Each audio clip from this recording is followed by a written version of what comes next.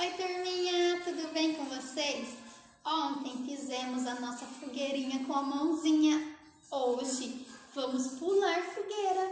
A Prolê vai ensinar vocês como faz, tá bom? Vamos lá então. Vamos colar fita adesiva no chão.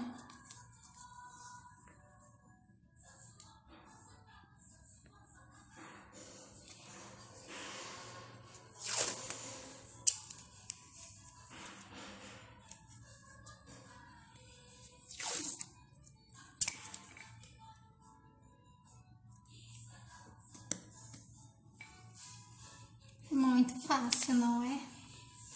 Daí as crianças vão pular em cima com os seus pezinhos. E aí, se divertiram, pularam bastante?